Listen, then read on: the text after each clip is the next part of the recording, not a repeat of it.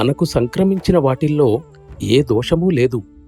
మనం అతి పవిత్రమైన వాటిని సద్వినియోగపరచనందువల్ల వాటిలో దోషం ప్రవేశించింది.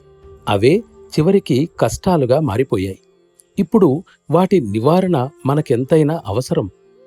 హృదయంలో ఆరోగ్య భావాన్ని పునరుజ్జీవింపచేసేది అనారోగ్యం ఒక్కటేనని నేను మళ్ళీ చెబుతున్నాను. సత్తత్వ యథార్థ స్వభావానికి వ్యతిరేకమైన ఈ దుఃఖాలు దృఢమై శక్తివంతంగా ఎలా అవుతున్నాయో చూద్దాం. ఇవి మన ఆధీనంలో ఉండటం వల్ల మన నుండే శక్తిని పొందుతున్నాయి.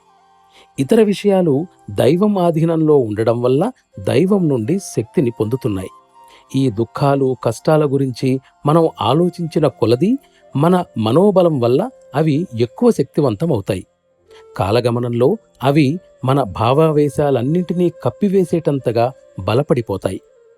దీనికి గల ఒకటే పరిష్కారం ఏమిటంటే మహాశక్తివంతమైన ఆ దైవం వైపు మళ్ళడమే.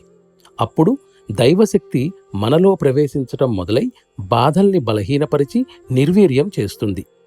అన్నింటికీ తానే కర్తనని అనుకోవటం మానుకునే స్థితి క్రమేణా మానవుడు చేరుకోవడం మొదలవుతుంది. ఇది గీతలో ఎంతో గొప్పగా చెప్పబడింది. ఈ స్థితిని దాటి ఇంకా ముందుకి సాగగలిగితే సంస్కారాలు ఆగిపోయే స్థితికి కూడా చేరుతాడు. ఇది అతని జీవన్ముక్తికి దారితీస్తుంది. సూక్ష్మ విషయాన్ని సూక్ష్మంగానే పొందగలం. దుఃఖాలు బ్రహ్మానంద స్థితికి వ్యతిరేకమని సాధారణంగా అందరూ అనుకుంటారు. కానీ అవే మన హృదయంలోని సత్యం యొక్క చేతనను కలిగిస్తాయి. శాంతి పదం వైపు, అభివృద్ధి వైపు మనం మళ్ళడానికి అవే సహాయపడతాయి.